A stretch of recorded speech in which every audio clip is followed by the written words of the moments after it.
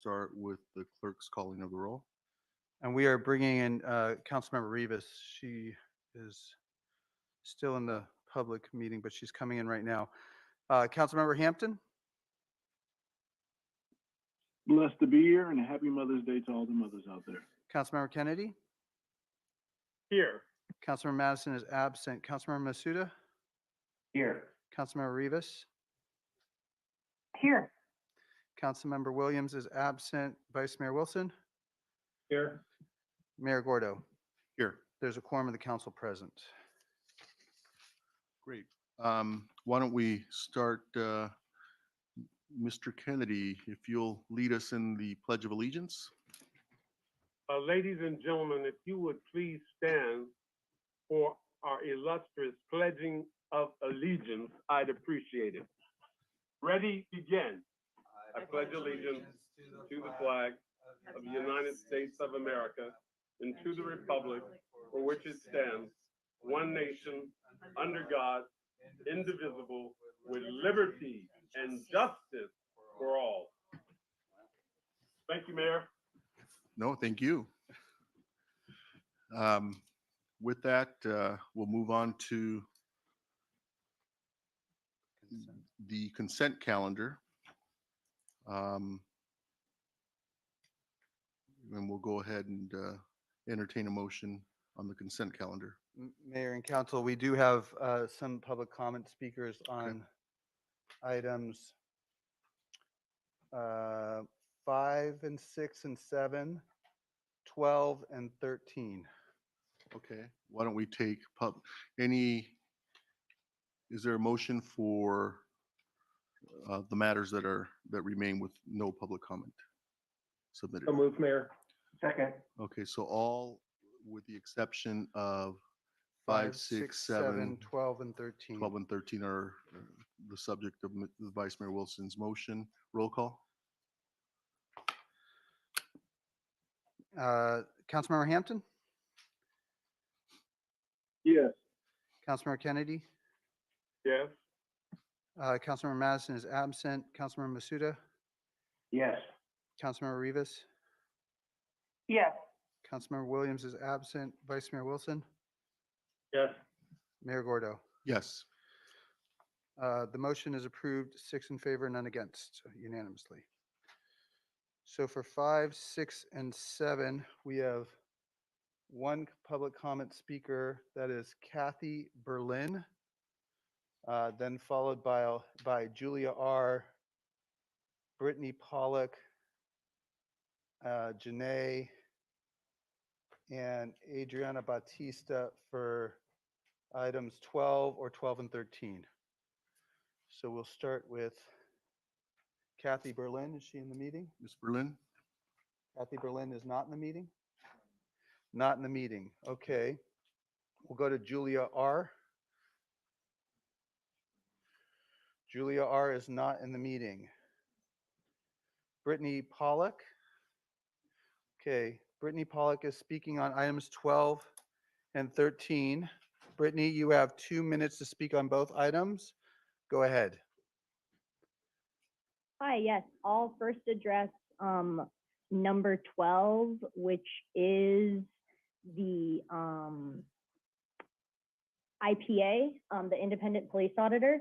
I want to uplist the names Anthony McLean, Kendrick McDade, J.R. Thomas, and make sure that this person knows what they are being asked to do by the community. They are being asked to fire the officers and make sure that the police department is held accountable for its egregious murders that it continues to inflict on community members. We come here every week and demand this for any agenda item that deals with the police.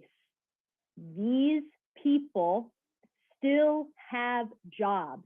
They have murdered community members and still have jobs. How is that possible? I hope that this person knows the seriousness of what they are taking on, because the police department needs to be held accountable. I also want to address item 13. Public schools have been meeting in person all year. What are y'all doing? How are you scared of the public? Meet in person. Mask mandates are lifted. Why are you not meeting in person? You have yet to address those questions. Why are you not meeting in person? Are you afraid of the public? Are you afraid to hold police accountable? We'd like answers to these questions. Also, arrest the officers that murdered Anthony McClain. Say his name, Anthony McClain. Say his name, Kendrick McDade. Say his name, J.R. Thomas. Ms. Pollock, your time has expired. Thank you, Ms. Pollock. Uh, Next speaker. Yep, 1 second, my computer shut down. So that was Brittany, Janae, not in. So Kathy Berlin, Julia R., and Janae are not in the meeting. So that completes public comment on the consent calendar. I would just note for the record, council members, for item 5, 6, for item 5, one letter was received commending staff and in support of the staff recommendation for item number 5. For item number 6, one letter expressing concerns with the staff recommendation and advocating for the matter to be deferred until an analysis on electric motorcycles is completed. And for item number 7, one letter commending staff and in support of the staff recommendation. I should also note that Mr. Madison wanted us to note that he is recused from item number 7, even though he's absent. We are just noting that he has a conflict and is recused from item number 7. And with that, the correspondence has been received, distributed to the council, posted online as part of the record for these 3 items.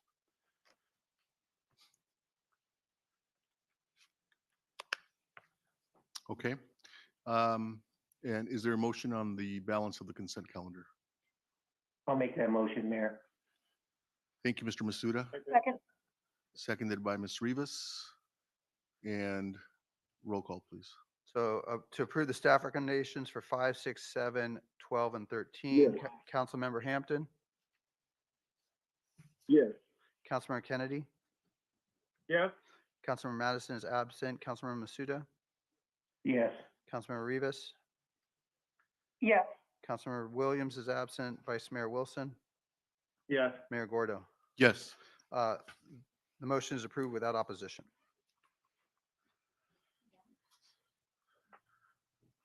Thank you. That brings us to public hearings. Yes, Mayor, this is item 15 and 18, which are going to be considered concurrently. 15 is the public hearing, and 18 is a related ordinance. This is the time and place for the public hearing on ordinance pertaining to construction of multiple dwellings on single-family zone parcels pursuant to Senate Bill 9. On April 14th, April 21, and April 25th, the public hearing notice, 2022, the public hearing notice was published in the Pasadena Press and the Pasadena Journal. For these items, 20 letters in support of the staff recommendation that would exempt historic districts and landmark districts from the provisions of SB 9 as allowed by law, 1 letter in opposition to the staff recommendation, and 1 letter providing comments related to the need for the community to vote and understand the legislation were received by the city clerk's office, posted online, and distributed to the council and are part of the public hearing record. Thank you, Mr. Clerk. And this is a matter that's been before us and the subject of much discussion. And I just want to be sure that procedurally the public and all understand what the council is asked to do here. On December, if you all recall, on December 13th of 2022, the council took action to comply with state law, specifically SB 9, by adopting an urgency ordinance exempting historic and landmark districts from SB 9. Today, the council, again, continues to exempt landmark district and historic districts in compliance with SB 9. And so I do think that it's important for the public to understand that with this action, we will continue to comply with state law. Thank you. So with that, let's go ahead and turn it over to staff. Mayor and City Council, thank you for the opening remarks, Mayor, and the reminder on the background. Deputy Director Jennifer Page has a PowerPoint presentation, just a few slides. This is just clarification of existing rules and regulations.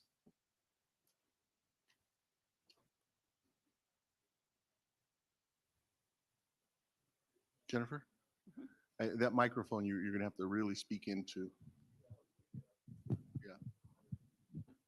How's that? Okay. Thank you.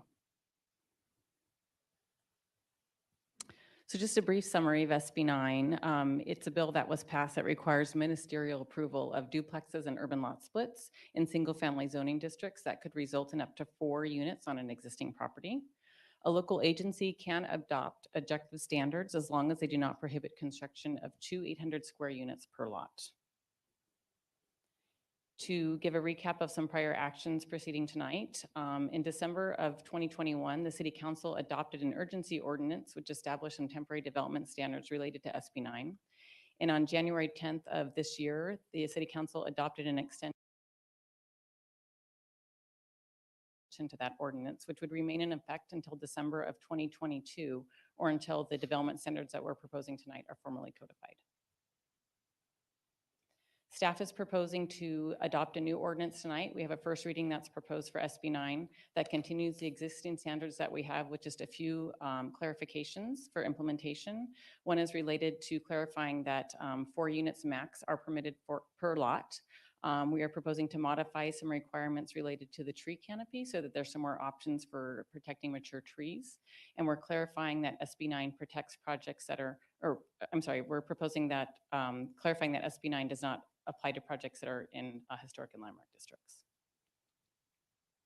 The Planning Commission heard this item on April 13th of 2022, and they are recommending unanimously approval of the staff recommendation. And staff's recommending that the City Council find that the zoning code amendment is exempt from CEQA, that we adopt the findings for the zoning code amendment, and that the City Council conduct the first reading of the ordinance tonight. That concludes our presentation. Questions, comments before we? I'll offer it and move this. We have a public comment, so we wanted to Okay. take that before. So Mr. Hampton moves and offers the ordinance before we proceed. Let's go ahead and hear from the public.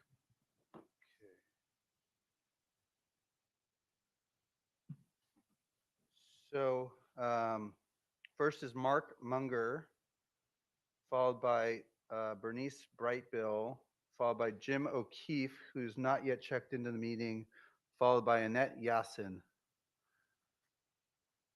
Mr. Munger, you will have 2 minutes. I'll ring a bell when you have 30 seconds left in your 2 minutes. Go ahead. Mr. Munger. Thank you. Mr. Mayor and council members, my name is Mark Munger, and I have the distinct honor of serving as president of the Bungalow Heaven Neighborhood Association.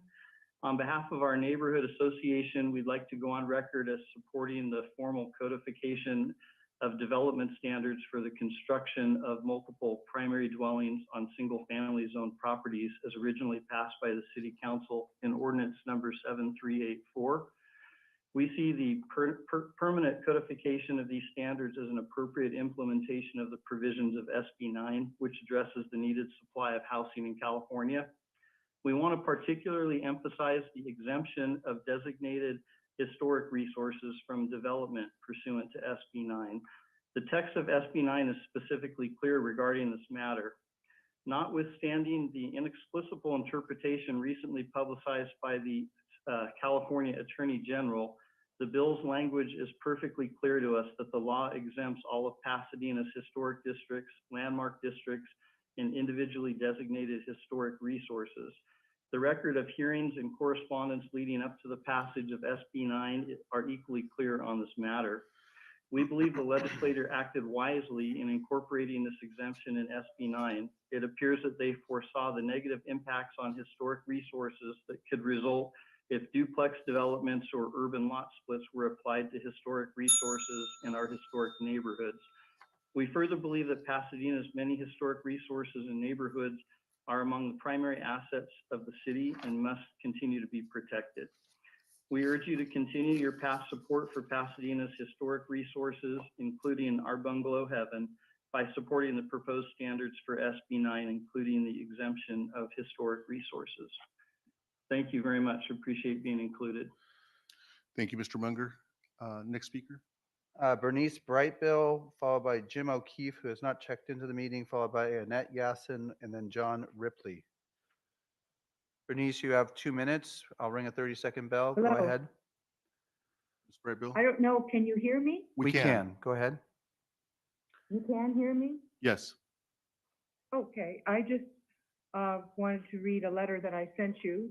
Thanks to President of Bungalow Heaven Neighborhood Association, Mark and his wife Amy Munger, and our super active member Tina Miller. I have been notified of this meeting today and want to extend my heartfelt agreement and gratitude with them and other BHNA members who may not be able to be in attendance, and that it is important that our historical status be maintained as exempt from having this development within our historical district. It's very clear that the bill's language and therefore the interpretation of section 5020.1 of the Public Resources Code is directly expressing this exemption within all Pasadena sites designated as historical and landmark districts. Thank you for your continued support for Pasadena's historical resources, which continue to be a major asset to all the residences and businesses in our city. Thank you. Thank you. We'll call on Annette Yasin, because Jim O'Keefe is not in the meeting. Jim O'Keefe is not in the meeting. Annette Yasin, followed by John Ripley, followed by Carol Polanski, followed by Nina Chomsky. Miss Yasin? Annette? I saw that you unmuted. We can't hear you. There you go. You muted. Try unmuting again. Am I? There you go. Now you're good. Okay. Thank you. 2 minutes. Go ahead. Thank you. This is Annette Yasin. I'm a resident of Pasadena and a history enthusiast. I support the codification of development standards as originally passed by the City Council in Ordinance 7385. In my position as Bungalow Heaven Home Tour Director for the past 7 years, I have seen firsthand the importance of historic preservation, education, and the neighborhood volunteer spirit to welcome thousands of visitors from California and across the United States. It is important to keep the integrity of historic resources, including Pasadena's landmark districts and historic districts, because this is a perfect way to teach architectural design of the past. In the case of Bungalow Heaven and other landmark districts, historic homes are showcased in our aesthetically pleasing and inviting neighborhoods. In the mid-1980s, a group of forward-thinking neighbors petitioned and fought for the establishment of Pasadena's first landmark district, Bungalow Heaven. This opened the door for other neighborhoods to do the same to preserve Pasadena's heritage. Please continue your fight to preserve the exempt status of Pasadena's landmark and historic districts as you have interpreted SB 9. These remnants of the past are major assets to our city for both the residents and our visitors. Thank you very much. Thank you. We'll move on to John Ripley, followed by Carol Polanski, followed by Nina Chomsky. Mr. Ripley, Okay, this is John Ripley. you have 2 minutes. Go ahead. Thank you. I just want to speak briefly to support the same sentiments expressed in the letter from the Bungalow Heaven Neighborhood Association. agree very strongly that the interim or urgency resolution should be made into a permanent ordinance within the city. I think it is the right thing to do. And I specifically want to mention, as the others have so far, that it's very important to protect historic resources.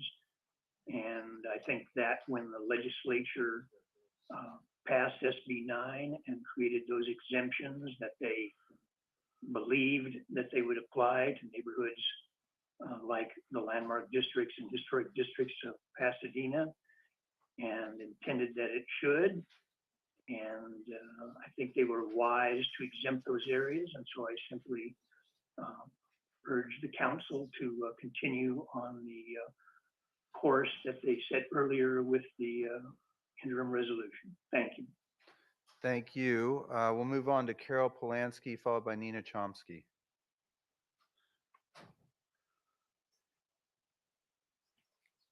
Hello, can you hear me? Yes, Carol, go ahead, 2 minutes. My name is Carol Polanski. I'm a resident of Pasadena and Bungalow Heaven, and I would like to support the staff recommendation to codify the standards adopted under the emergency ordinance that exempt Pasadena's landmark districts from SB 9. I agree with everything that the previous speakers have said, and I will leave it brief with that. Thank you very much. Thank you. We'll move on to Nina Chomsky. Ms. Chomsky, you have Yes, 2 minutes. Go ahead. okay, I hope you can hear me. We can. I'm speaking on behalf of tonight of the Linda Vista Annandale Association. We strongly support codifying the interim urgency ordinance. It clarifies a number of matters and makes it all clearer and easier to rely on. We get rid of some issues that have to do with urgency ordinances. We don't need that. By codifying, we also make it clear how we can go forward. There are some further amendments that can be made, but something much easier to be made, some more protections that can be added if we want to. And we also support everything said by the neighbors in Bungalow Heaven. And so we would urge you to adopt this codification and move forward expeditiously. Thank you very much. With that, Mayor and Council, that completes public comment on this item. Thank you. Questions or comments? Ms. Rivas. Mayor, do we still need a second on this? Let's first move to close the public hearing. Is there a motion? So moved. Second. Roll call on closing the public hearing. Councilmember Hampton, Yes. Councilmember Kennedy, Yes. Councilmember Madison is absent. Councilmember Masuda, Yes. Councilmember Rivas. Yes. Councilmember Williams is absent. Vice Mayor Wilson, Yes. Mayor Gordo. Yes. Public hearing is closed unanimously. And Ms. Rivas, was your hand up or? Okay. Yes, Councilmember Rivas. thank you, Mayor. I just wanted to briefly thank a few folks. First, of course, all the members of the public who have participated both tonight and over the last months, I guess weeks and months, especially all the Bungalow Heaven folks who are my new neighbors. I've gotten to meet them lately, especially about this issue and discuss it in detail. I also wanted to take a moment to thank our staff, our planning department, our city attorney's office, the city manager's office, for their diligence in working hard on this issue and further refining our ordinance to ensure compliance with SB 9. Thank you very much, Mayor. Okay.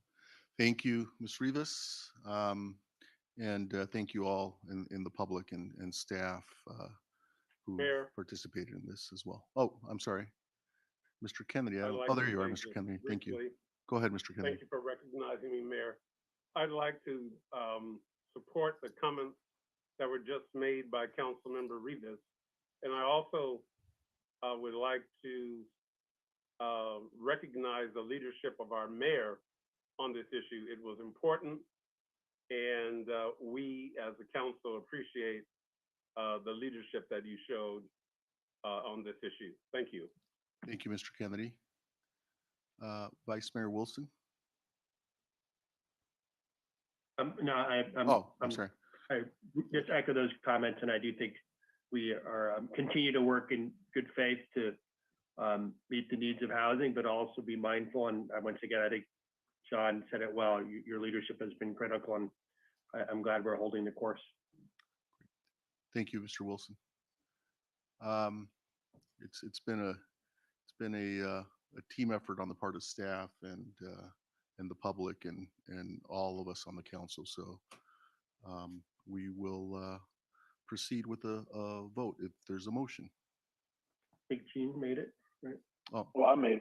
Mr. Hampton. Sorry, I'll second the motion then if we need to say it. So we'll go through Mr. Hampton made. Mr. Hampton makes the motion, Vice Mayor Wilson seconds. Roll call? To approve the staff recommendation, Councilmember Hampton, Yes. Councilmember Kennedy, Yes? Councilmember Madison is absent, Councilmember Masuda, Yes. Councilmember Rivas, Yes. Councilmember Williams is absent, Vice Mayor Wilson, Yes. Mayor Gordo. Yes. The motion is approved without opposition. We will move into item 18, which is the first reading of the urgency ordinance. This is an ordinance of the I'll city. offer it. Sorry, I did not mean to say that. My apologies. This is the non-urgency. This is the urgency non-urgency ordinance. I apologize. The unurgency ordinance. City attorney almost came at me. All right, this is an ordinance of the city of Pasadena pertaining to construction of 2-unit developments and urban lot splits and terminating urgency ordinance number 7385. It was offered by Councilmember Kennedy. Councilmember Hampton, Oh, I offered it up. But it's okay. I'm looking Oh, like I- Gene and Kennedy. to do No, that. no, no, no, You do not look like me. You have different tonations of beauty.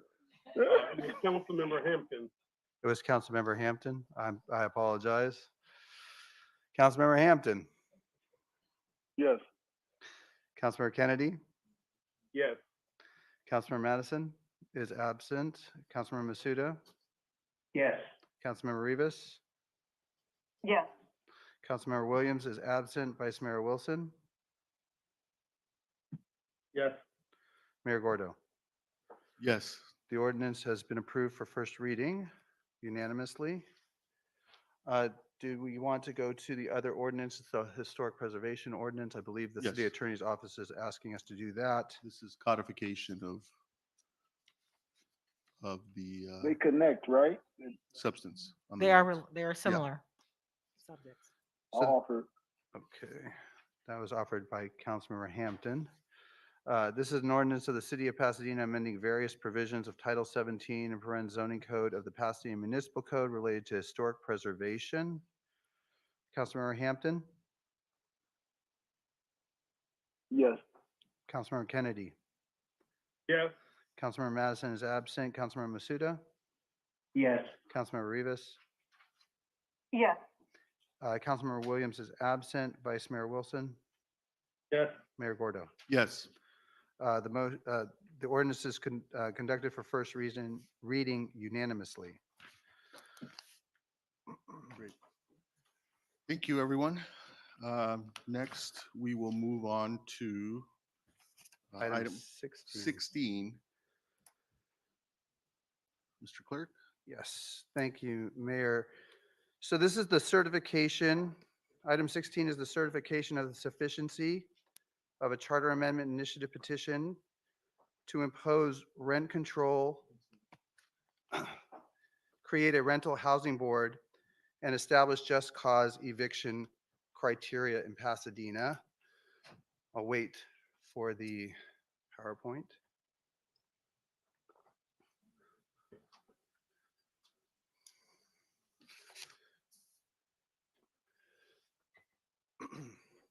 So on March 28th, the city clerk's office received the filing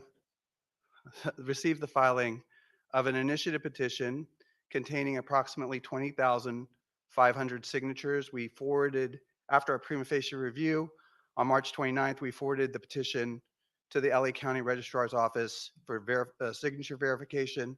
On April 28th, the county notified the clerk's office that the verification of signatures was complete and issued the letter of findings.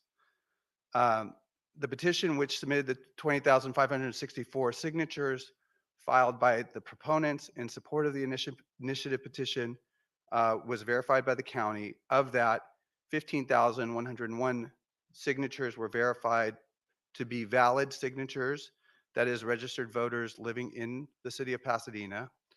There are currently 90,369 registered voters in the city, and that's a report as of April 8th, 2022. Based on Election Code Section 9255, there needs to be 15% of the signatures turned in, of the registered voters to be verified, to be considered a sufficient petition, which equals 13,555 of the 90,000 so registered voters. So obviously 15,101 is greater than that. And so this petition meets the 15% requirement, and the initiative petition is now deemed sufficient, which is indicated on my certificate that is before the council. So now that it's deemed sufficient, Election Code Section 9255 states that a city charter proposal shall be submitted to the voters, meaning it goes directly to the voters. The council does not have any discretionary decision-making in terms of whether it goes to the voters or not, at an established statewide general, statewide primary, or regularly scheduled municipal election. The June 7th, 2022 primary election is less than 88 days, so this would go to the November 8th, 2022 general election, since it was signed by the 15% of the registered voters, at least had met the threshold of the 15%.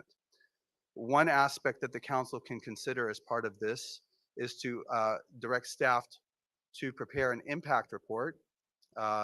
This is not required, but certainly the council can ask for the report, and it could be an impact report in terms of the fiscal impact of this initiative, this charter amendment, its effect on the internal consistency of the city's general and specific with the city's general and specific plans, including the housing element, its impact on the availability and location of housing and the ability of the city to meet its regional housing needs, its impact on funding for infrastructure of all types, and then any other matters the city council can wants to request as part of this report back.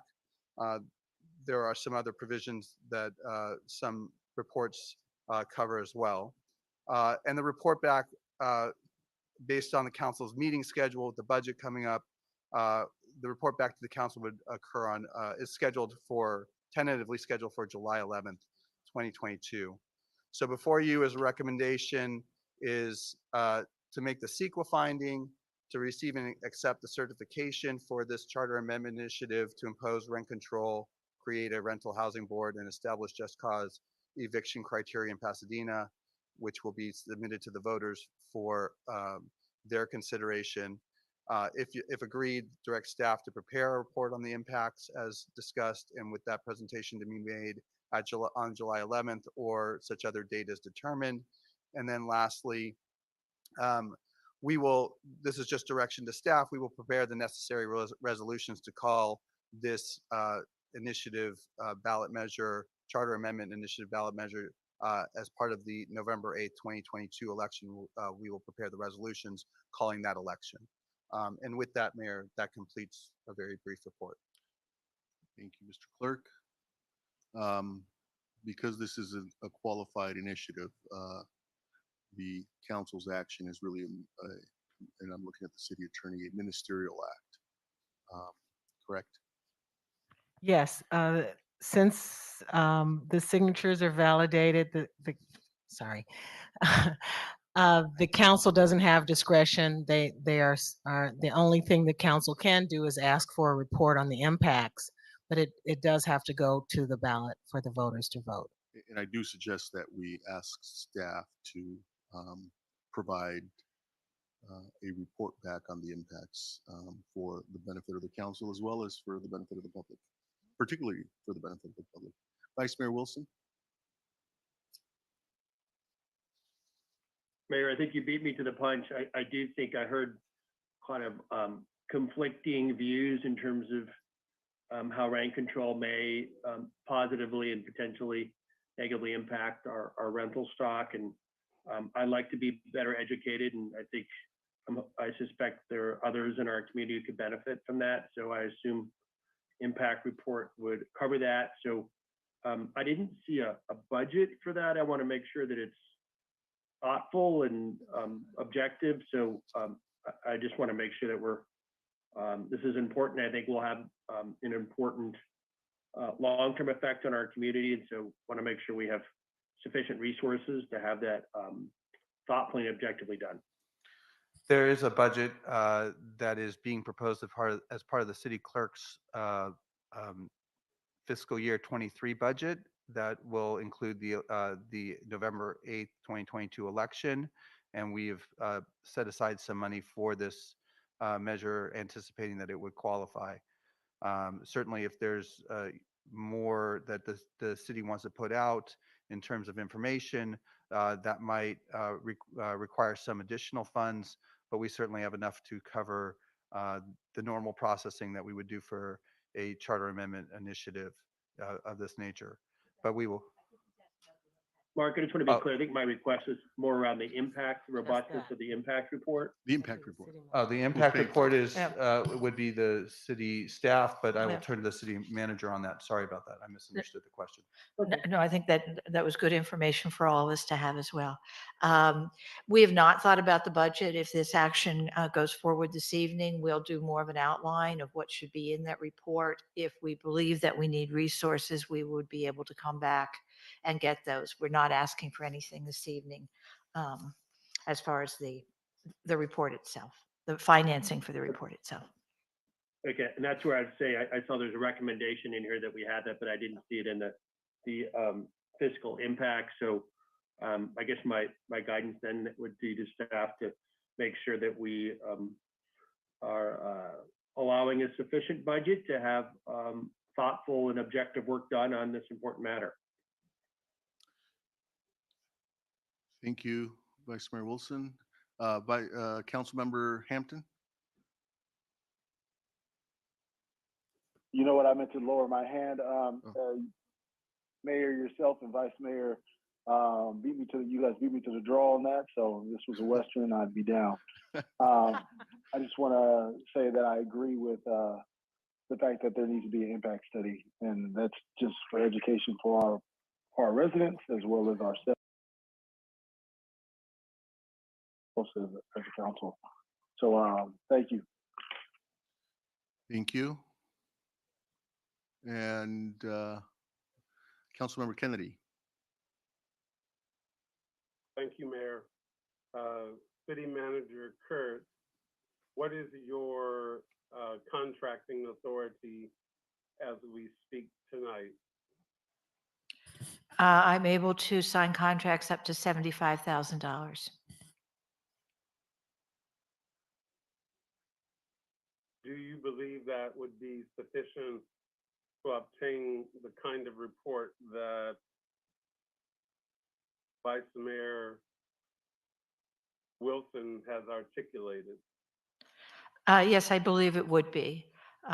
It may not be also, again, I'm not saying it would be this way, but it may be that there are different expertises that are needed, and it may not be one consulting firm. Should we go that way, we may be looking at different disciplines that we would want to have review and give us information. Again, we've not tried to outline that report and not put thought into how we would do it. But I do think within the city manager's signature authority, we would be able to do the impact report. Thank you. Okay. Councilmember Hampton. I forgot to mention that I want to congratulate the petitioners who successfully got this on the ballot. This is how democracy works, and this is a good example of it. So congratulations to them, and good luck. Okay. Next. Oh, we have 7 speakers. We have 7 public comment speakers that we will call. We also, City Clerk's office received 1 letter in support of the rent control charter amendment and 1 letter providing comments related to the city's social inequity that we were directed to post as part of 16. Those 2 letters were posted online, distributed to the council, and are part of the public hearing record, or not public hearing, part of the record for this item. In terms of speakers, we'll go to Anita Mackey, followed by Aaron Levy, followed by Carol Ring, followed by B. Rooney. Anita, you have 2 minutes. Go ahead. Yes, and I will not take 2 minutes. I just want to let you know that thousands of volunteer hours went into the collecting of these signatures, and thousands of dollars were collected from volunteer donors to support the actions. And I'm hoping that you will put as few impediments to getting this onto the ballot as possible. It's the people have spoken. They're very concerned about this issue. Thank you. Thank you, Ms. Mackey. Next speaker. Aaron Levy, followed by Carol Ring, followed by B. Rooney. Hi, thanks for agendizing this. I'm excited to see it on the ballot. I just wanted to thank the staff for being through in the impact report and request that you make sure to speak not only to the landlord lobby or to the real estate interests, as unfortunately happened during the council's recent decision to end prematurely eviction protections in the city, but to talk to tenant advocates and organizations in the city like the Pasadena Tenants Union, who have extensive on-the-ground experience with the abuses being perpetuated by landlords across the city, and not only the impact that this would have on the rental stock in the city, but the people living in that rental stock. There are top-line impacts to the macroeconomics of the city, but there are also kind of behind that micro stories of what that means for people in the city, for families who need to leave and leave Pasadena's school districts and reduce the funding that we have for those districts. There are impacts on seniors who are on fixed incomes who are not able to stay in the city. And these are hidden when you look at just the tax revenues brought in by development or the increase in housing stock or our ability to attract new residents to the city. You are representing, and the people voting on this are current residents who have a vested interest in seeing the city thrive. And as you vote on this measure in November, I would encourage you to think about the impact it will have, not just on the city's housing overall, which we have a number of fantastic ideas on expanding housing stock, but on the people that and on your life and your ability to stay in your home, stay housed, and to have recourse against the things that the Pasadena Tenants Union gets called about, like landlords refusing to effect necessary repairs. Aaron, your time has expired. Thank you. Thank you. Carol Ring, followed by B. Rooney, followed by Jane Penangadan. Ms. Ringer? If you'll unmute.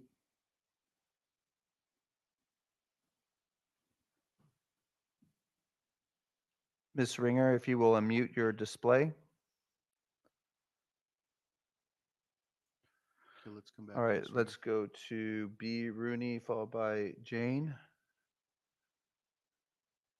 Hello, everyone. My name is Bee. I'm part of the Pasadena campaign for rent control and eviction protections, and I'm also a renter in District 1. I'm very excited to reiterate that number that we got verified by the county registrar, 15,101 signatures. That is only including those of Pasadena who are eligible to vote and currently registered in the city itself.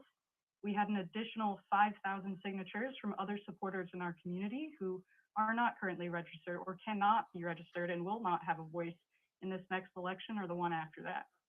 This renter written initiative was hugely popular. People in every district across the city signed it. Renters signed it, homeowners signed it, landlords signed it, Democrats, Republicans, progressives, conservatives, independents signed it. I was continually surprised every day that I went out to collect signatures and speak to my neighbors that it turns out everybody needs a roof over their head and they'd like to keep a roof over their head. And so I'd like to thank the over 300 volunteers who donated their time and work, the hundreds of individual donors, and our many endorsers, including Councilmember Jess Rivas, for bringing this initiative closer to law. We are really excited to get going on the rest of our campaign and bring us all to November. So we'd like to invite the public to our launch party, which will take place on Saturday, May 21st at 2 p.m. in Jefferson Park. Everyone is welcome. There will be good family fun and an opportunity to learn exactly how this measure will protect our communities and how we can ensure this victory for Pasadena. I hope to see you all there, and thank you for your time. Thank you. Jane Penangaden, followed by Carol Ring, followed by Michelle White. Jane? Hi. Yeah, I'd like to just start off by thanking Mark and your staff. I know we brought you 20,000 signatures at the end of the day, and some of them were in questionable condition, like the one that fell into the dumpster and we had to retrieve. So I know that was a huge job processing it and just dealing with us and our shenanigans. So thank you so much for doing that in such a professional way and getting the report back to us early. We really appreciate it. Other than that, I just want to really urge the council not to drag its feet on this. Go ahead and order the impact study. I think that's a good idea. But please don't wait to have the impact study to, make the motions to put this on the ballot, because it's going to be on the ballot. That's non-negotiable. And people, the most common comment I got from people when I was canvassing was, we needed this 10 years ago. So we don't want any more delays. We really want to see this move forward and to be put before the voters. Thank you. Thank you. And thanks for the kind words, Jane. I just want to note, just in response to that, the city, the report does not in any way affect the timing of the measure. The city will call the election and do so ahead of the 88 days and make sure the measure's on the ballot. The report is separate, and just for information to the council, it does not impact the timeline for the measure getting on the ballot. It's information for the council and the public. So Carol Ring, followed by Michelle White, followed by Allison Henry. Ms. Ringer? Ringer. Are you able to unmute, Ms. Ringer? All right. Next. We'll go to the next speaker. Sorry, Ms. Ringer, you're having problems. Michelle White, followed by Allison Henry. Ms. White, go ahead. Good evening. I'd like to echo Jane's thanks to Mark Johnsky and the county registrar for handling this in such a timely way. As one of the people who asked for rent control 20 years ago, I'm really glad to see it finally happening. I wish that it were something that had been initiated by the council and we did not have to resort to this kind of grassroots approach. It took a lot of effort, and we found that we have a lot of support. We'd hope that as you do this analysis, I'm not sure which committee would be assigned this responsibility, that you look at the impacts on 60% of the households in Pasadena who are renters, not just what's going to happen to landlords, and to look at the interrelationship between what is happening now with all of these escalating rents, even during the COVID period, and homelessness and displacement. The impacts of high rents have impacts on our schools and how children will have to leave in the middle of their time in school, and also ecological impacts, because more and more we're seeing people who have to travel further to get to their jobs in Pasadena as they're being displaced out of the city. I had one tenant who had to get up at 4:30 in the morning for one of his jobs, and that was with rents that were below market. Miss White, your time has expired. Okay, thank you. Thank you. Allison Henry would be the next speaker. Ms. Henry, go ahead, 2 minutes. Okay, thanks, Mr. Johnsky. Good evening, council and mayor and fellow residents of Pasadena. I speak tonight on obviously item 16. Congratulations to the campaign for getting the needed 15% signatures to get certified. Though over 20,000 residents signed this petition. It's clear the community, in a meaningful way that can literally be counted, has spoken. Rent stabilization has also been recommended by the Housing Task Force for the housing element to be brought in by the end of 2022. So this is really coming up from all areas of the community. And this is what local power can look like. You know, the council, we just listened to the council discussing some legislative moves regarding land use like SB 9. It would be great to see things turn in the tide in the policy interest of the tenant majority of Pasadena. We can look to the housing element actually for some of the data. In our housing element, 50% of renters are cost burdened. So that's got its own urgency. This is a big deal for the tenants of Pasadena and the homeowners and you know, employers that love them. So please take heed. This is a great thing. And I'm looking forward to seeing where this goes, but the council has a lot of power. So just remember that for the tenants, because we've definitely seen it for historic preservation and our homeowner neighbors and residents. Thank you. Thank you. I think we're going to try Carol Ringer Yes. one more time. Ms. Ringer, if you can unmute. Give it one more try. Okay. Unfortunately, you weren't able to respond. So Mayor and Council, that completes public comment on this item. Ms. Ringer, if you submit your comments via email, we'll distribute them to the council. Okay. So again, this is a ministerial act on the part of the council. And is there a motion? So moved. Second. Moved and seconded. And roll call. Okay. Councilmember Hampton? Yes. Councilmember Kennedy? Yes. Councilmember Madison is absent. Councilmember Masuda? Yes. Councilmember Rivas?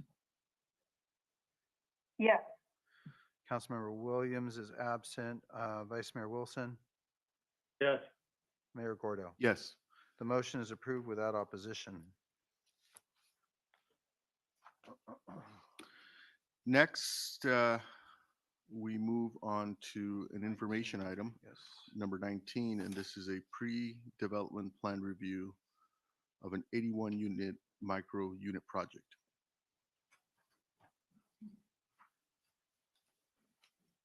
Give him, that's a moment, Mayor. Get the right people. You're going to introduce. Thank you, Mayor and City Council. This is an information item. We are required to bring forward all residential projects over 50 units. This is a new proposed micro unit. Senior Planner David Sinclair will be making a presentation remotely, and so we'll bring him on. I think IT has him on the line. This would be, Mayor, the third such a project that we've been reviewing. There's one at 200 Oakland, North Oakland, that's under construction now. And they've been successful largely because they are mostly affordable, a lot more affordable than our local ordinance requires, because they're smaller units. And I think Mr. Sinclair will be making some presentation, give some information about the affordability levels within this project as well. Yes, I'm here. Thank you. Good evening, Mayor and Council members. Next slide, please.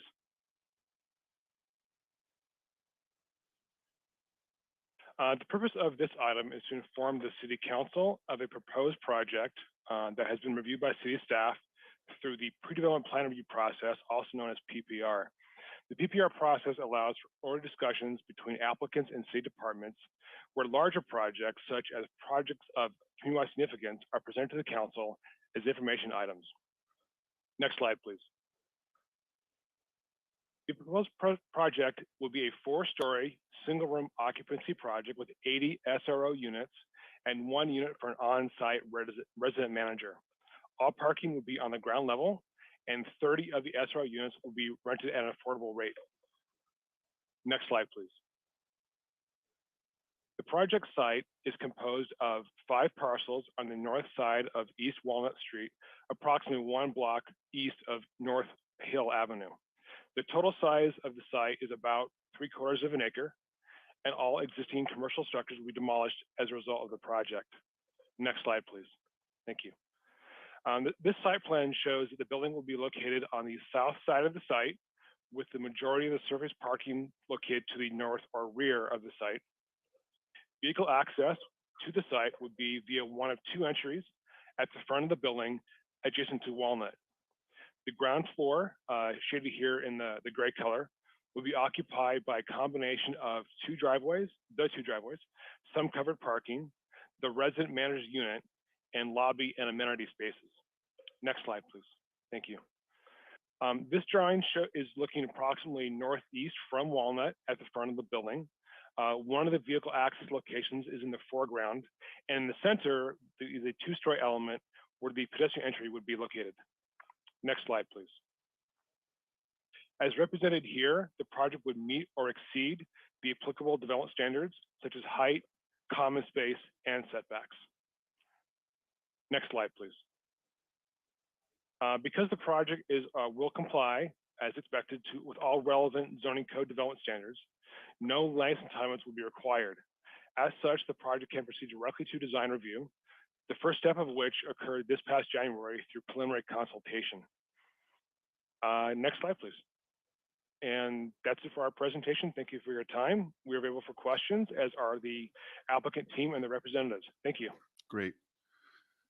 Thank you, Mr. Sinclair. Questions or comments?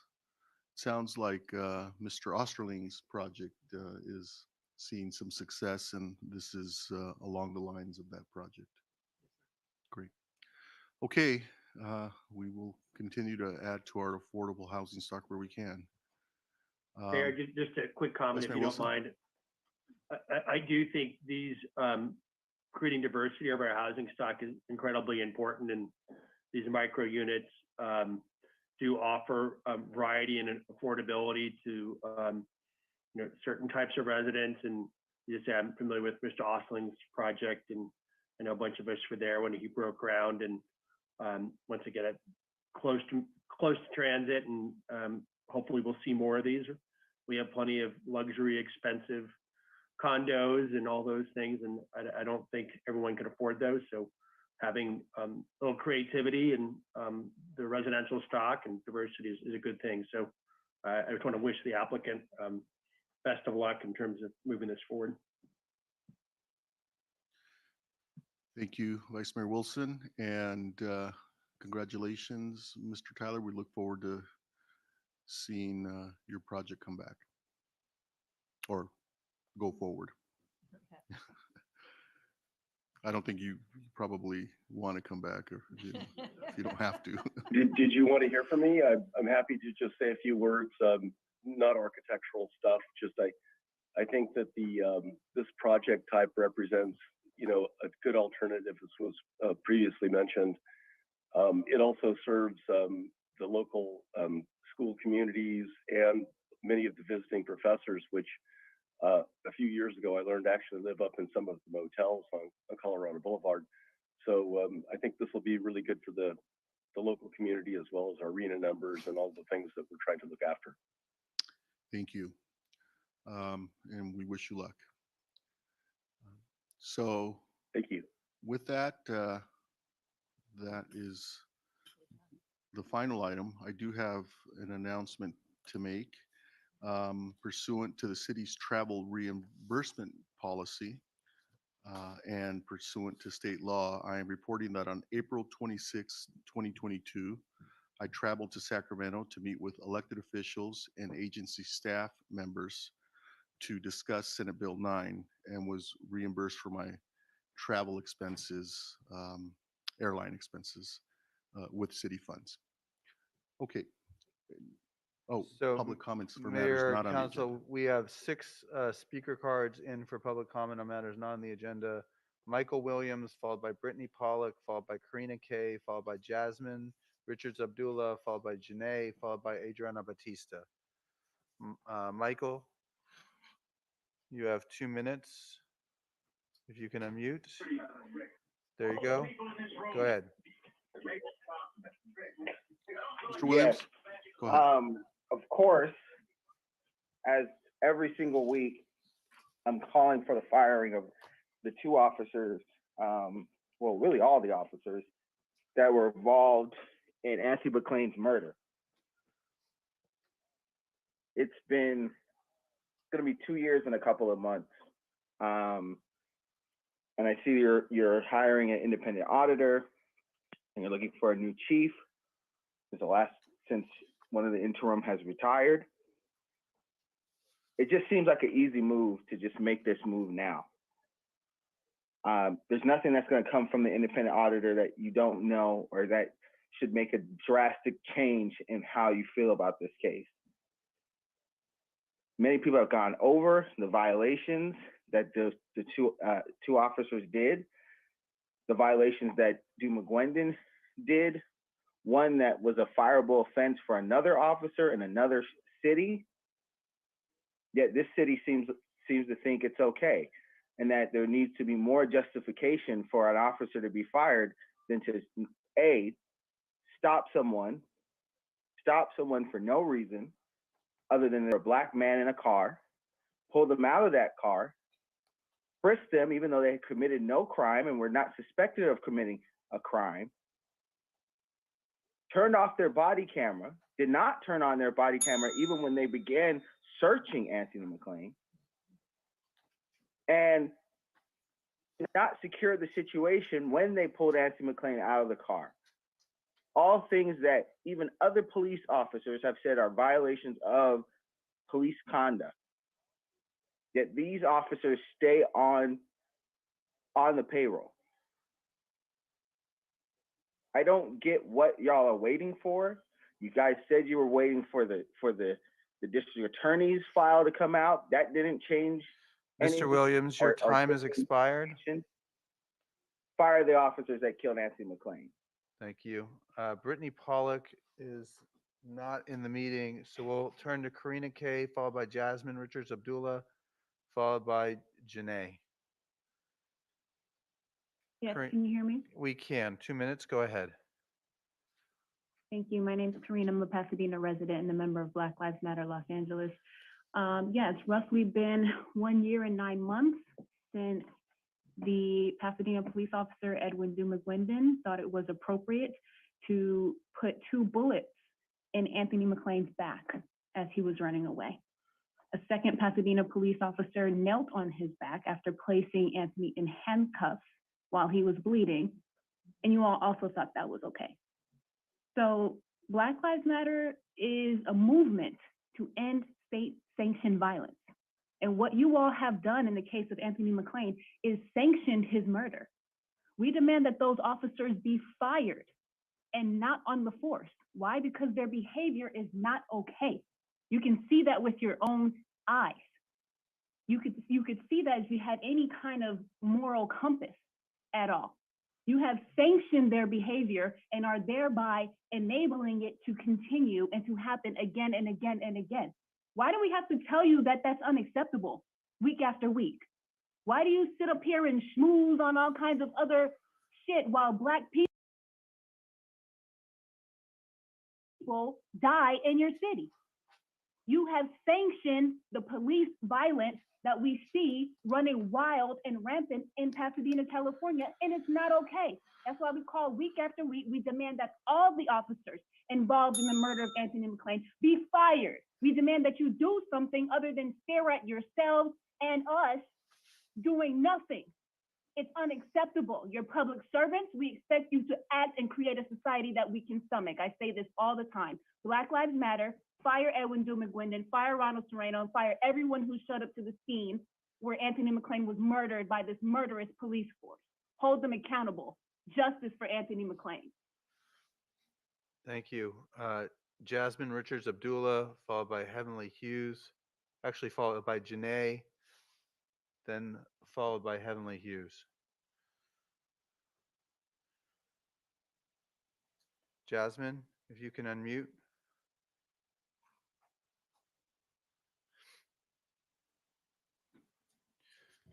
Jasmine, can you unmute your display?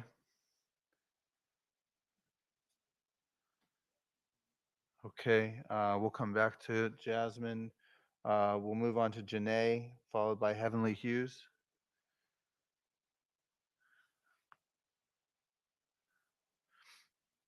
Janae? Can you guys hear me? We can. 2 minutes, go ahead.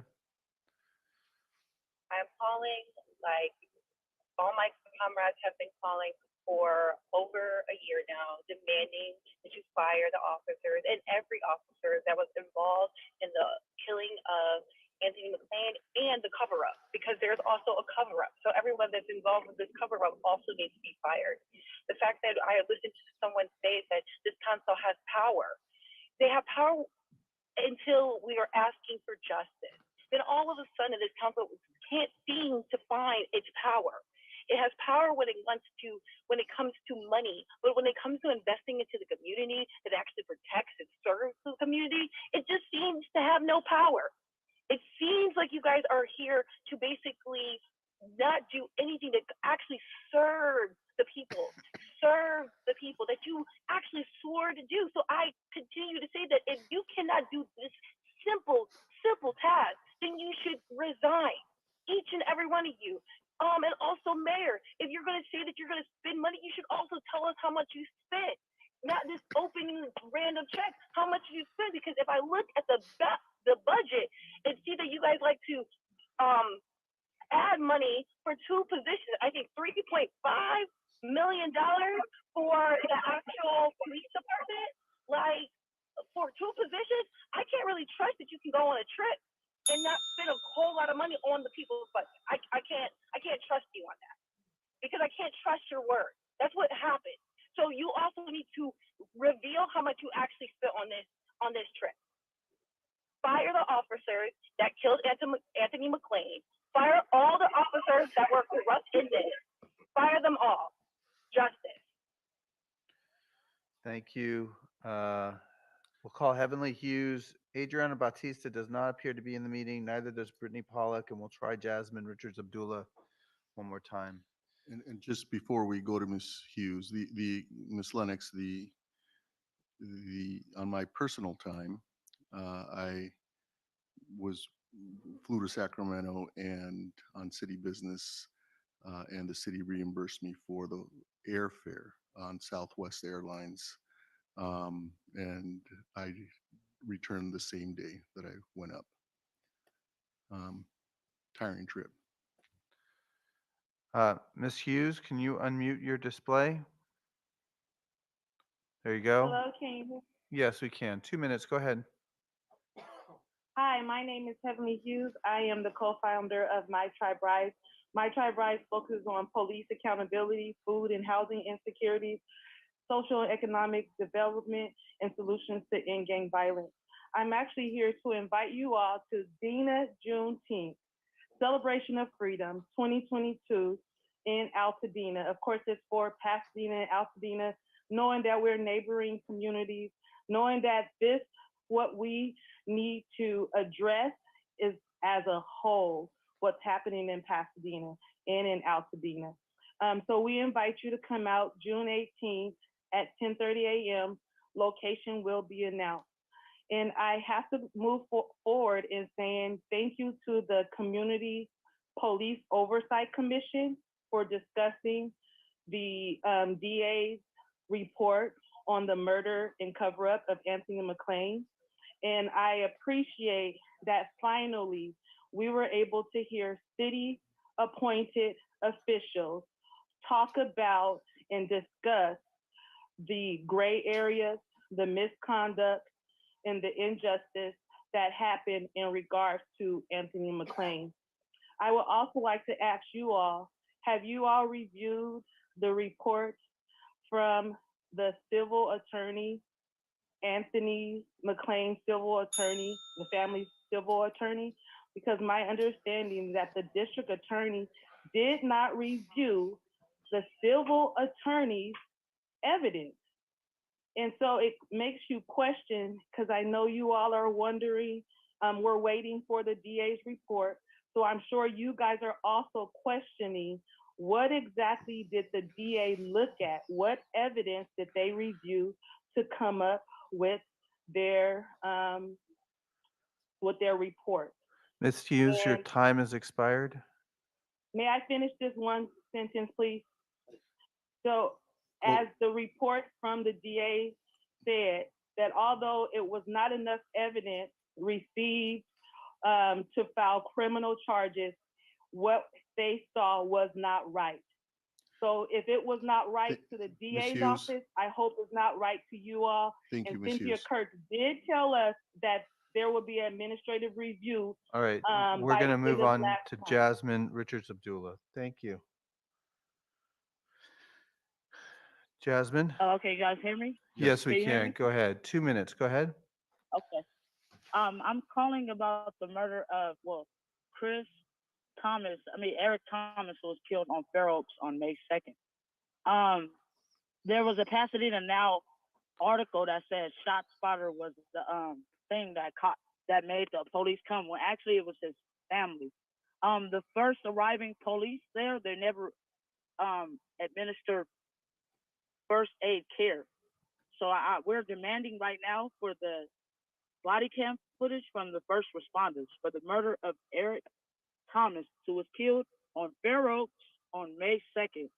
And also, when there's a murder in Pasadena, we're also asking the city council to administer, man, you guys need to put out some type of counseling and things like that out there.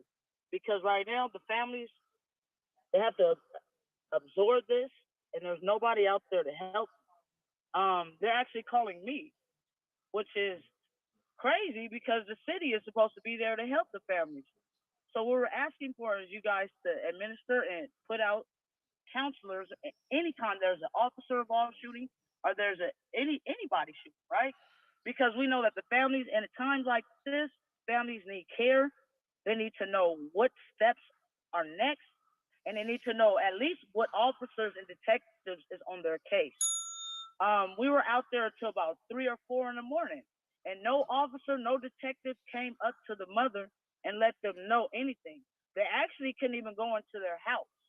So it's a lot of stuff that Pasadena needs to work on, man. But right now we're asking for the body cam footage for the murder of Eric Thomas, because the officers who responded, they never administered first aid care. They never tried to help this young boy. And the reason why is because they know who their family is. In Pasadena, we have a thing of targeting and profiling families. Jasmine, your So time right has now, expired. okay, my time's expired, but just hear this. We want the body cam footage for his murder because no officer tried to help that baby. Thank you. Thank you, Ms. Quick question. I was gonna ask. Don't we have counselors that go out and meet with the families that are trained specifically in grief, in recovery from grief, that are embedded in the health department? I'm going to ask the city manager to put the family in contact with all resources, including we are able to assist victims of crime access the Victims of Crime Fund, and I believe that to be a state fund. And so I'll ask the city manager to work with the police department and city staff to help the family of this young man access those Victims of Crime funds. Thank you, Mayor. Mayor, but that should, to Councilmember Kennedy and also to Ms. Richards' point, that should ought to be automatic. This has happened numerous amounts of times in the city where someone has been shot or someone has been murdered. And there's never a grievance counselor that is sent out to the site, or there's a car accident that is really bad. And, you know, people that see these things, you know, may want to talk to someone either that day, they may want to talk to someone down the line. And that information is never disseminated at these scenes, because this is not the first time that we've heard this. And every time it comes up, we bring it up in public safety and we say, you know, we got to do a better job in the police department, or whoever's at the meeting says, oh, we're going to do this. And it sounds like that's not happening. I'm going to venture a guess, Councilmember Hampton, that it is happening, just because I know that the staff assists, but we should double check that it is happening. I have to say I have spoken to the family of the young man that is murdered, and no one from the city has reached out to that family member. And that's directly, this family member is directly connected to the mother. And so I know that got it. They wouldn't just tell me that. Okay. Then you're right. It should happen automatically because that assistance is there. And we'll ask the city manager to look into the facts of this particular case, and frankly, all cases. It should happen automatically. Those resources are there. Thank you, Mayor. And actually, if we need to put a policy up so that it's more codified, I think that we should do that. If that needs to come through public safety, or if it doesn't, if it just needs to come straight to the council saying that this is what our goals are, this is what we intend to do, so that our departments and our city manager understand that that is the intent of the city council.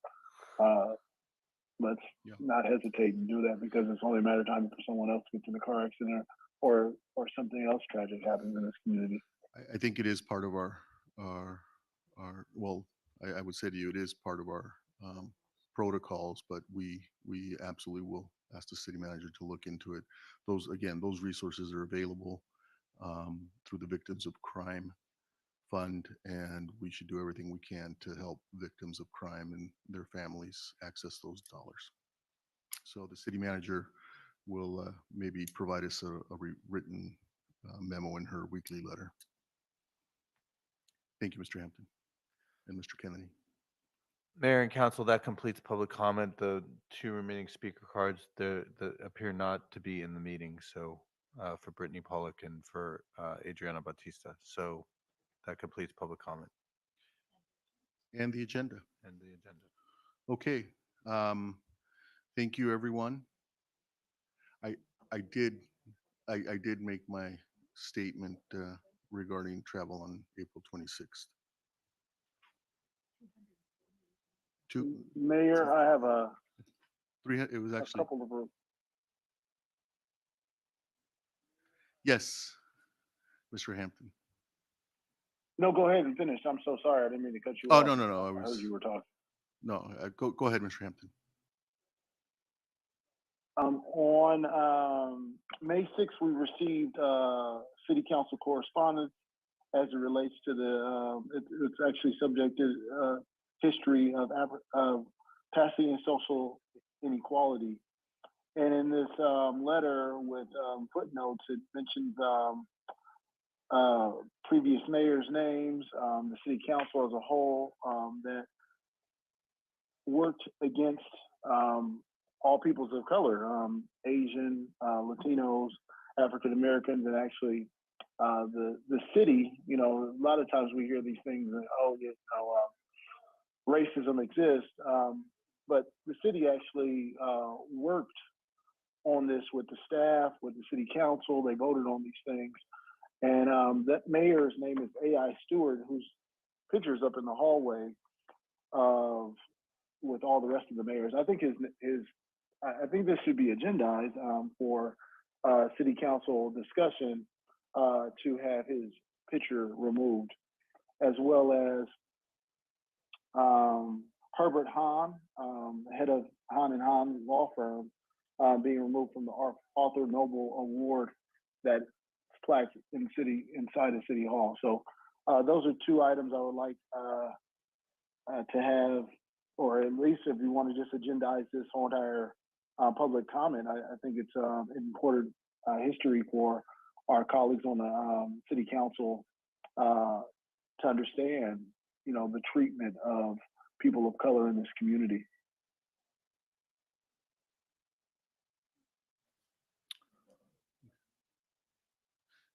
Mayor, are you Yes, familiar with yeah, it? I'm Okay, thank you. looking at, okay, I'll check in with you to make sure I've got the spirit of your comments, but I'll check in with you. The memo was distributed to the council in their mail, and then also just recently it was posted online with the sender associated to item 16. So that's the correspondence that we reported out. Okay. Mayor, Yes, Mr. Kennedy? we cannot pretend to be a sophisticated city when our mayor is speaking to us and we can't hear you. Oh, This is not something new. It's been going on for at least, I don't know the actual number, yeah, but let's say 5 months. We have got to fix this so we're not in this colloquy about, I can't hear you, Mayor, or speak up, or someone's at the podium and it's like, speak directly into the mic. It's yeah, burdensome I- to have to do that repeatedly. I agree with you, Mr. Kennedy. Once or twice is okay in a month, but not every meeting that we have. It's unacceptable. I don't disagree with you if you guys are having problems. The only reason for me to speak is for people to hear me, Mr. Kennedy. So trust me, I get it. So we will ask IT to refine the new microphones that have been installed around the dais. I'm told that the public speaker podium where staff presents of late is still being worked on. So And I could just offer a couple more tidbits on that. There's a audio component that we are looking to replace. There's been difficulty finding the replacement because of some of the supply chain issues. It took us a long time to get the longer microphone necks to try and address those issues. So we are working on it and trying to get it fixed. Some of that is a supply chain issue of getting some of these components, but we're working with IT, and I know they're working diligently and they're providing weekly updates. But we will get that hopefully soon to be back to the normal course where its audio is easily heard.